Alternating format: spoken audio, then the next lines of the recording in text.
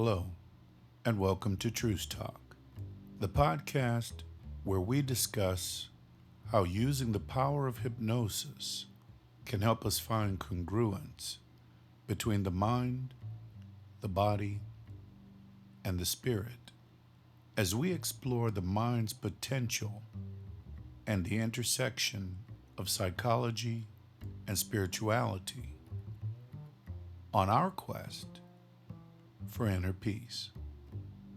I'm your host, Lindsay, a certified clinical hypnotherapist. In this episode, we embark on a voyage through time. A voyage propelled not by sails or engines, but by the sheer force of words.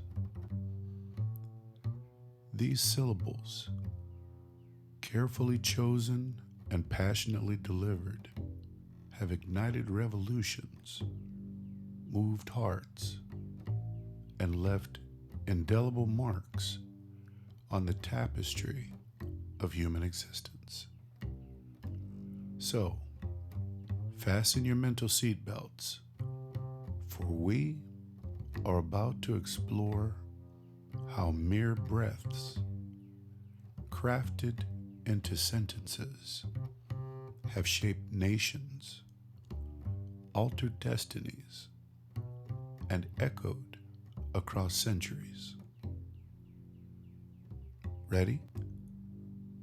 Let us step into the grand theater of rhetoric, where orators become architects of change. And because we know this to be true and factual, I feel it only fitting that here is where I insert the trigger warning. What you're about to hear, depending on your perspective and what you wish to learn from this podcast, if anything, you may experience one of the 5 basic emotions: fear, anger, panic, grief, and joy. If you do not wish to experience one or all or any combination of these emotions or any of their derivatives, then please do not listen to this podcast episode.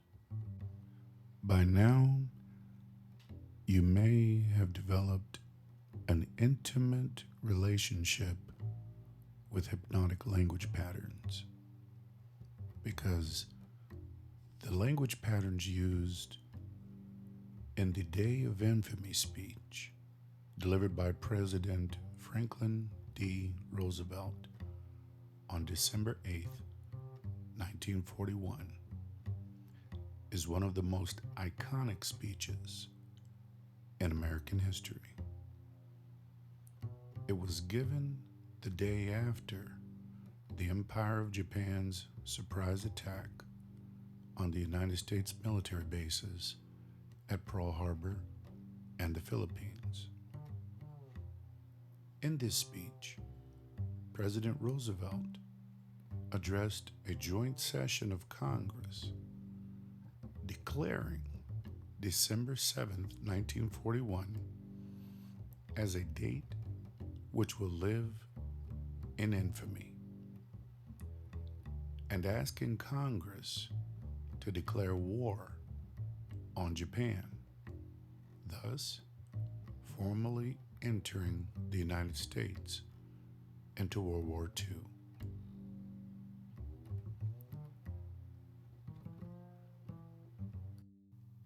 Now, while America was just beginning to gear up for the war, Japan was already marching to the beat of a different drum. The Pacific March, also known as Teheyo Koshin Kyoku, which is a Japanese military song that originated in the late 1930s. It was initially an Imperial Navy march and is still used today, albeit in different contexts. The song reflects the spirit and enthusiasm of the Imperial Japanese Navy during the time it was composed, and it has been associated with the broader military history of Japan during the early 20th century. The lyrics of the song convey a sense of pride and determination, characteristic of military marches of that era. They often include themes of honor, duty, and the valor of soldiers. Yes, the Pacific March is one of many such songs that were used to inspire and motivate troops, as well as to foster a sense of national unity and purpose. Now, for those of you interested in the historical aspects of music, the Pacific March provides insight into the cultural and military zeitgeist of Japan leading up to and during World War II. It's important to approach these songs with an understanding of their context and the historical period they represent. Now, while the song itself is a piece of military heritage, it's also a reminder of the complex and often tumultuous history of the 20th century. If you're looking to learn more about this song, its lyrics, and history, there are numerous resources available online, including video performances and lyric translations. These can provide you with a deeper understanding of the song's significance and its place in Japanese military tradition. Now, in the event that you do not speak Japanese, let's go over the translation of the lyrics of the Pacific Ocean March, as it's formally called. It states, "If you are part of the sea people, if you're a man, we all have once longed for it. Together with the Japanese current, the day we can bravely journey is now. The blood of joy ignites within us, now with dignity on the continent. The time has come to build a bright peace, crossing over the Pacific. Let us show the spirit of the boundless sea children to the world, demonstrating our enthusiasm. The honored naval ensign we look up to, with the chrysanthemum adorning the bow, the Pacific to our sea, this morning shines with radiant wind. Extend the lifeline of the imperial nation. Our distant ancestors firmly built their lives with purpose, seeking the wealth of the Pacific, further exploring for the prosperity of Japan's future. In the exhilaration that rises with the tides, sea children raise their splashes. The synchronized rhythm of the Pacific ship's prow resounds as the roaring cry of a thriving Asia." Now, the translation, this particular translation, captures the essence of the original Japanese lyrics, reflecting the themes of honor, duty, and the valor of soldiers that are typical of military marches. It's important to note that these songs are a product of their time and should be understood within their historical context.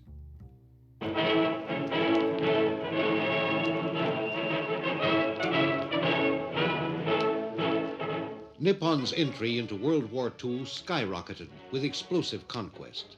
Disasters at Pearl Harbor, Hong Kong, and Singapore blunted the Allied attack power. The Emperor's invading foot soldiers swarmed over South China Islands, singing their Pacific March.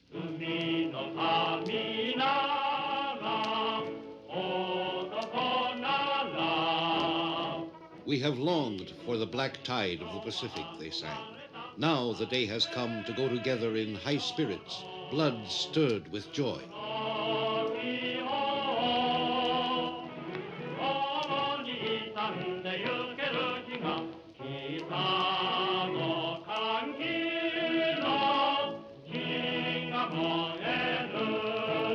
Now, if you've been alive for at least a score, you already know that this had an impact on Japanese morale during World War II.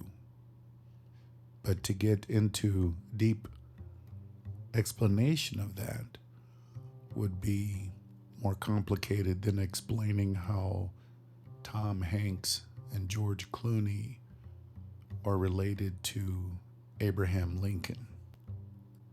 You see, because the Pacific March and other military songs like it played a significant role in the morale of Japanese forces during World War II.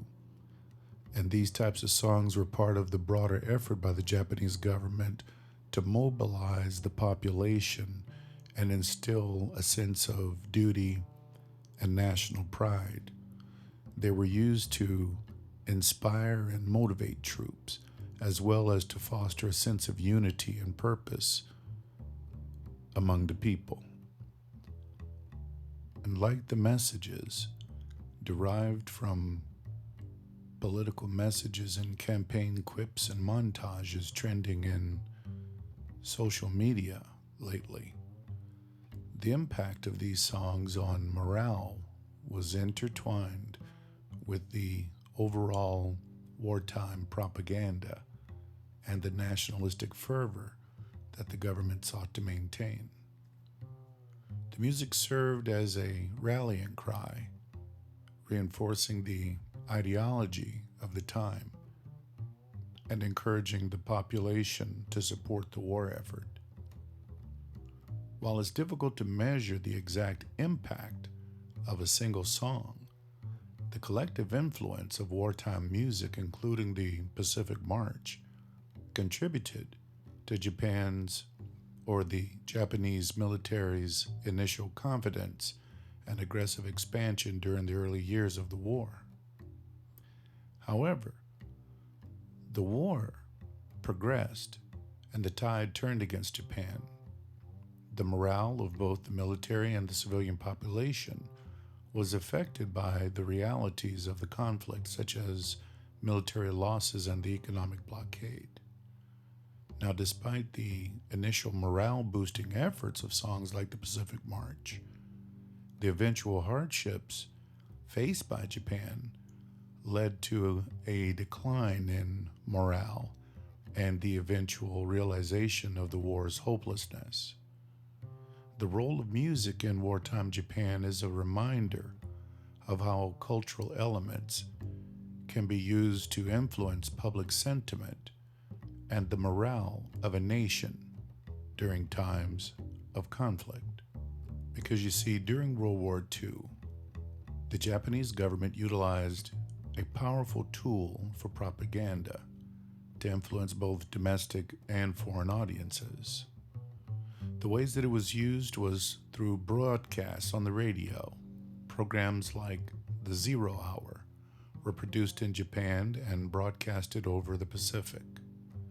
These English language news and music programs were intended to sap the morale of Allied forces, featuring hosts like Tokyo Rose, who would intersperse music with taunts and jokes. Patriotic songs, vocal songs expressing patriotism, were embraced as a lyrical expression of national pride. Military marches like the Pacific March were used to inspire and motivate troops and citizens alike. And then there was racial propaganda. The Japanese government used racially charged propaganda similar to their Axis allies to promote the idea of Japanese racial superiority. This was often reflected in the lyrics of songs that were disseminated to justify their military actions and conquests. Demoralizing the enemy was also used in music to create a sense of demoralization among the Allies, with radio personalities like Tokyo Rose aiming to create a psychological impact on troops stationed in the South Pacific. And of course, the promotion of ideology, because songs and broadcasts were used to promote the East Asian co-prosperity sphere and other imperialistic ideas, masking the nature of imperialism and attempting to foster a semblance of authority and affection among conquered peoples. The strategic use of music and radio broadcasts during the war was a testament to the understanding of the psychological impact of media and its ability to shape public sentiment and morale. The Japanese government's approach to musical propaganda was multifaceted, aiming to bolster domestic support for the wartime while attempting to weaken the resolve of their enemies. But let's not forget, this carefully crafted music did have an enormous impact on the civilian life in Japan during the war. A profound impact on civilian life during World War II, serving as a means of both propaganda and morale support. Now, the way it influenced the daily lives of the Japanese civilians during the war was the cultural mobilization. You see, music was used to mobilize the population for the war effort, and the patriotic songs and military marches were common at aiming to instill a sense of national pride and duty. But then the flip side of it was censorship and control, because the government controlled the music that played and the music that could be played and listened to. It was forbidden to use the language or play the music of the hostile countries, particularly the United States and Great Britain, reflecting the extent of censorship during the war. That's propaganda. You see, songs with lyrics that promoted the war efforts and the ideals of the Japanese Empire were widespread. These songs were used to generate and maintain popular support for the war. As the war progressed, the situation for Japan became more dire. Music played a role in maintaining morale among civilians despite the increasing hardships they faced due to bombings and shortages. And then there was the post-war cultural shift. Because after the war, during the occupation, Western music was introduced into Japan's society, marking a significant cultural shift. This influx of foreign music helped shape the post-war cultural landscape of Japan. The role of music during this period was complex, intertwining with the nationalistic fervor of the time and the government's efforts to control the narrative of the war. It served as a backdrop to the lives of the Japanese people, influencing their perceptions and emotions during a tumultuous period in history. And this turmoil gave rise to the voice of General Jonathan M. Wainwright, the commander of the U.S. forces in the Philippines during World War II, who ordered the surrender of all American forces in the Philippines on May 6, 1942. This decision came after intense and prolonged fighting against Japanese forces, particularly the fall of the last American stronghold at Corregidor. The surrender was significant, a very significant event in the Battle of the Philippines, marking the end of organized American resistance in the region. General Wainwright had given full authority to act on his own judgment by President Roosevelt, who modified his earlier instructions on April 9, 1942, recognizing the dire situation of the American forces. General Wainwright's surrender included not only the forces at Corregidor, but also all remaining U.S. troops in the Philippines, despite his initial hope to limit the surrender to Corregidor alone. The Japanese commander, General Hama Masaharu, insisted on an unconditional surrender that applied to all forces in the Philippines. The surrender led to the capture of thousands of American and Filipino soldiers, who were then subjected to the infamous Bataan Death March and other brutal conditions as prisoners of war. The event was a somber moment in American military history and had a profound impact on the war in the Pacific. With profound gloom, the Allied world heard of the invasion of the Philippines, the death march of Bataan, the tragic defense of the tunnels of Corregidor. And then, shortly after midnight on the morning of May 8, 1942, American forces in the outlying islands of the Philippines heard a heartbreaking broadcast by their commander, speaking from a captured radio station in Manila. This is Lieutenant General Wainwright. Subject, surrender.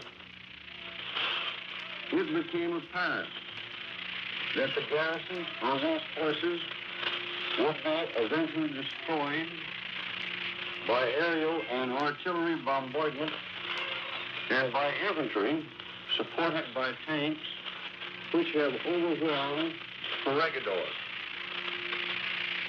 After leaving General Homer with no agreement between us, I decided to accept, in the name of humanity, his proposal. You will therefore be guided accordingly and will surrender all troops under your command to the proper Japanese officers. Disaster befell the British in North Africa in the summer of 1942. Rommel, the Nazi desert fox, had smashed across the Egyptian border and was driving to El Alamein in the shadow of the pyramids and the Suez Canal. Pacing his famed Africa Corps was a German song that was soon taken up by Allied troops. Now, every single soldier in the United States military that has successfully graduated basic training and advanced individual training learned about two stereotypical characters. One male named Jody and a female named Josephine. Songs have been made and written about these two characters throughout military history. And the same thing has been done about other stereotypical stories, like the soldier who's stationed in a foreign land on watch that happens to look out from his watch post or tower to see a beautiful woman standing underneath a lamppost. Many children have gotten their names from their father's adventures and people they've met while serving in the military or stationed abroad. And so enters Lily Marlene, also known as Lily Marlene. Lily Marlene, or Lily Marlena, and other variants, is a German love song that became immensely popular during World War II among soldiers of both the Axis and Allied forces.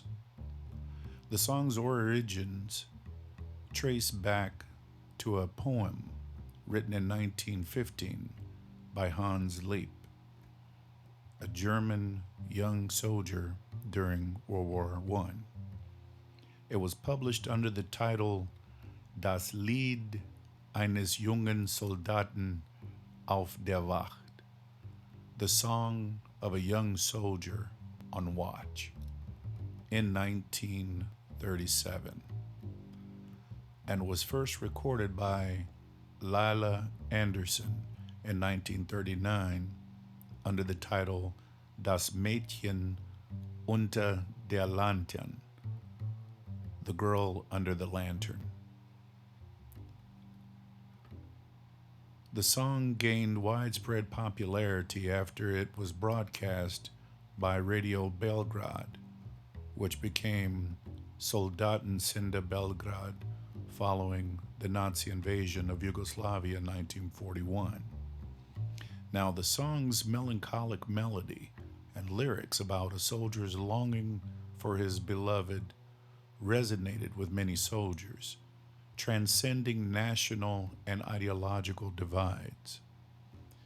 You might remember an actress named Marlene Dietrich, a German actress and singer who was also a staunch anti-Nazi, recorded an English version of Lily Marlene during the war. Her rendition further contributed to the song's international fame.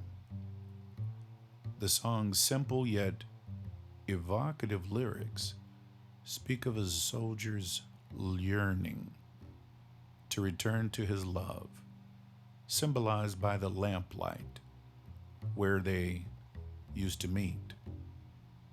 You see, Lily Marlene stands as a testament to the power of music to cross front lines and touch the hearts of people in the midst of conflict.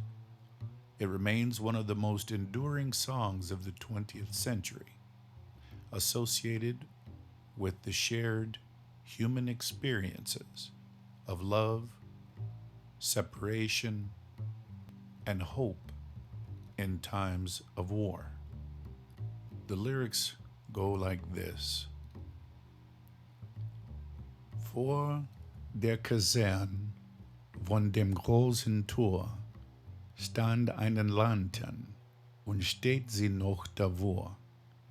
So wollen wir uns da wiedersehen, bei der Lantern wollen wir stehen, wie einst Lily Marlene. Unsere beiden Schatten sahen wir eine aus, dass wir so lieb uns hatten, das sah man gleich draus. Und alle Leute sollen es sehen, wenn wir bei der Lantern stehen, wie einst Lily Marlene. Now in English, that means in front of the barracks, by the big gate, there stood a lamplight, and it stands there still. We want to see each other there again. By the lamplight we stand, as before Lily Marlene. Our two shadows looked like one, that we were so in love. Anyone could see at once, and everyone should see, when we stand by the lamplight, as before Lily Marlene. Now, these lyrics capture the poignant longing and romantic imagery that made the song resonate with so many soldiers and civilians during World War II.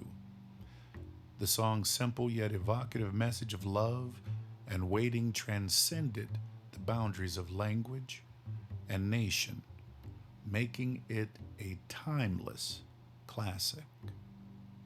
Disaster befell the British in North Africa in the summer of 1942. Rommel, the Nazi desert fox, had smashed across the Egyptian border and was driving to El Alamein in the shadow of the pyramids and the Suez Canal. Pacing his famed Africa Corps was a German song that was soon taken up by Allied troops, a tune about a lamppost rendezvous outside the barracks with Lily Marlene. Vor der Kaserne, vor dem großen Tor, stand eine Laterne und steht sie noch davor. So wollen wir unser Wiedersehen, bei der Laterne wollen wir stehen, wie einst Lili Marleen, wie einst Lili Marleen.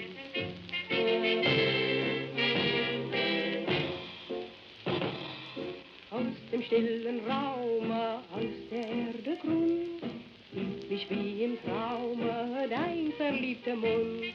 Wenn sich die späten Nebel drehen, werd ich bei der Laterne stehen, wie einst Lili Marleen, wie einst Lili Marleen.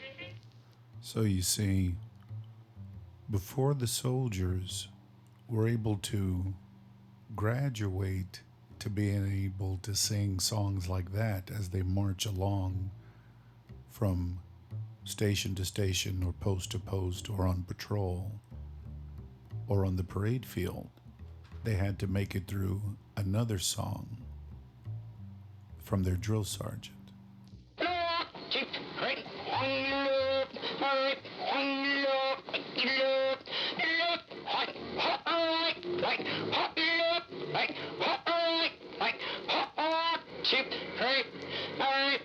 In the fall of 1942, another song was the common experience of nearly 4 million Americans at training camps.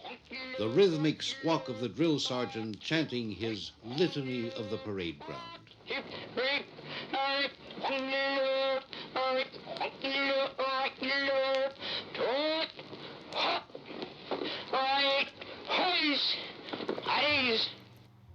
That's how I spent my first Christmas in boot camp. But the BBC Christmas broadcast of 1942 was a significant event during World War II, as it came at a time when the tide of war was beginning to turn in favor of the Allies. The broadcast would have included messages of hope and resilience, reflecting the spirit of the season amidst the hardships of war. It was a moment for the British public to come together, even if only through the radio waves, to celebrate Christmas and find solace in shared experiences and traditions. The broadcast likely featured traditional Christmas music, carols, and possibly messages from prominent figures, including King George VI, who traditionally addressed the nation and the Commonwealth on Christmas Day. These broadcasts were an important means of maintaining morale on the home front, offering comfort and a sense of normalcy during a time of rationing, separation, and uncertainty. Now, while the specific details of the 1942 Christmas broadcasts are not readily available, it would have been an opportunity for the BBC to reinforce unity and perseverance, and to remind listeners that despite the ongoing conflict, the values and traditions of Christmas remain strong. It was a blend of festivity and fortitude, providing a much-needed respite and a reminder of the reasons for the season. Now, for many, the Christmas broadcast was a cherished tradition And in 1942, it would have served as a beacon of light during the darkness of war, symbolizing hope and the anticipation of eventual peace.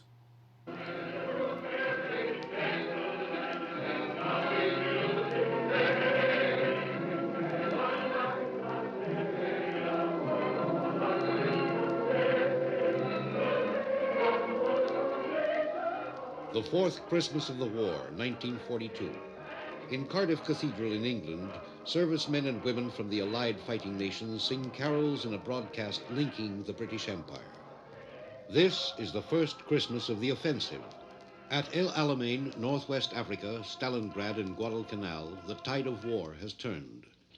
In a mood of thanksgiving, Britain celebrates and listens to Sir Harry Lauder at a munitions factory in Scotland.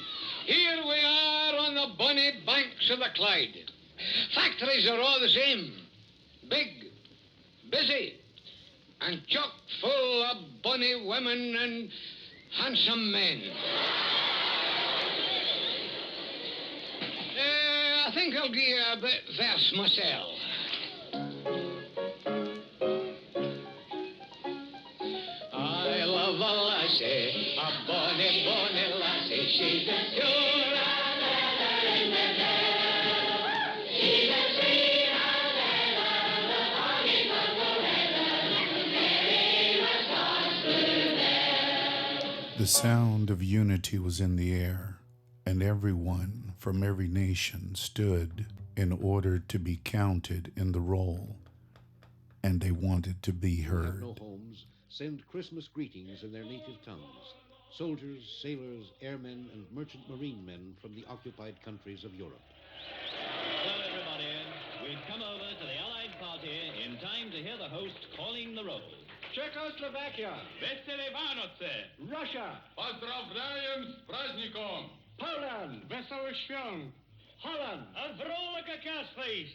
Belgium, zalige Kerstmis, Fighting France, Bon Noël à tous! Norway, Gledelig jul, alle kjære hjemme.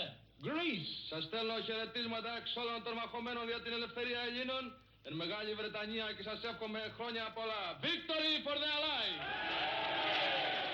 A young Russian soldier sings Meadowland about heroes of the Red Army riding over boundless plains. Девушки плачут, девушка все больно, грустно. The young girls cry. Their sweethearts will be away a long time. By the many army you ехал.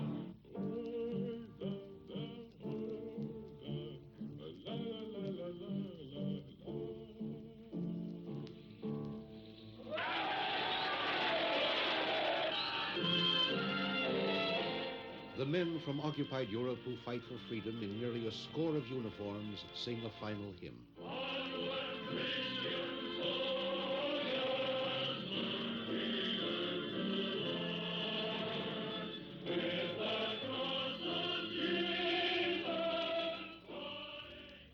Now you'll notice, as the language patterns change, things have a tendency to get heated up.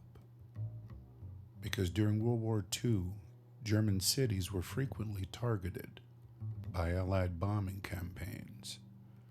And as a result, air raid announcements became a regular part of life for civilians. In 1943, these announcements were critical for the safety of the population as they provided warnings of incoming air raids, allowing people to seek shelter. The announcements were typically made using sirens, which had different signals to indicate the various stages of an air raid. A warning signal, a rising and falling tone indicating that an air raid was expected and that people should prepare to take cover. All clear, a continuous tone, signaling that the danger had passed and it was safe to emerge from shelters. In addition to the sirens, public loudspeakers and radio broadcasts were also used to disseminate information quickly. The government would instruct civilians on how to respond during an air raid, including taking cover in air raid shelters or basements, extinguishing all lights to prevent aiding enemy bombers, and following the instructions of the air raid wardens. The air raid announcements were part of a larger civil defense strategy that included blackout measures, the distribution of gas masks, and the establishment of air raid precautions, ARP services.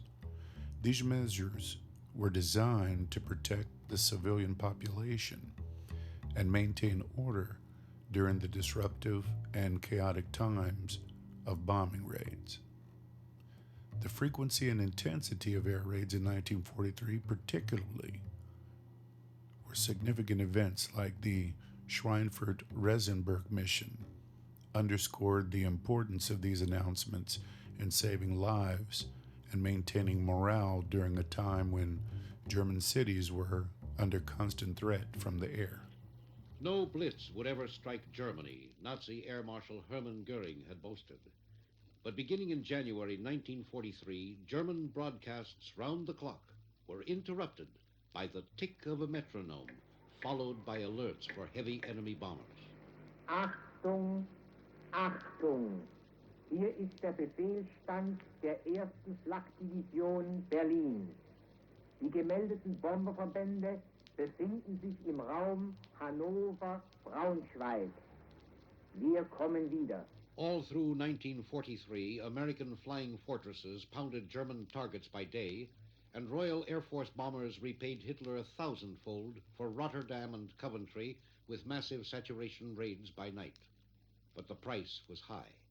The Allies lost 40,000 planes and 160,000 flyers.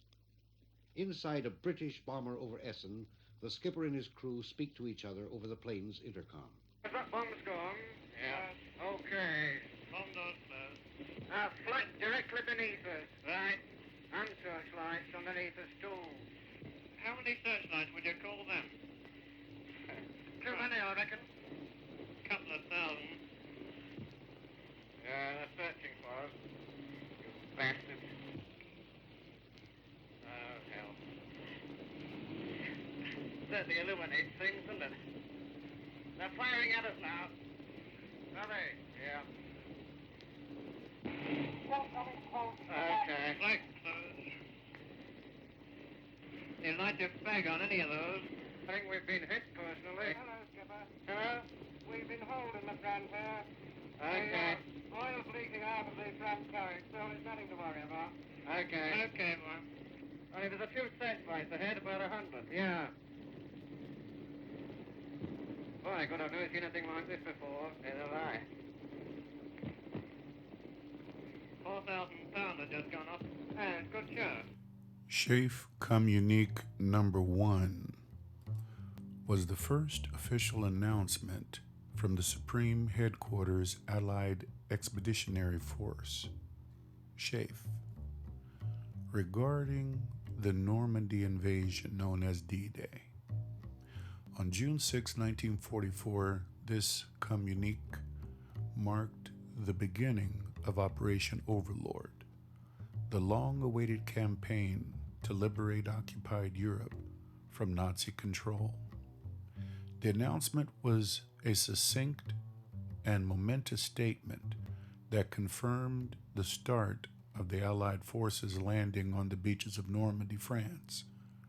It was a pivotal moment in World War II, signaling the commencement of one of the largest amphibious military assaults in history. The communique would have been broadcasted to inform the public and Allied nations that the invasion had begun, and would have been a symbol of hope and a turning point in the war effort. The language patterns were quite intense. The operation involved nearly 7,000 ships and landing craft carrying around 130,000 troops across the English Channel. The landing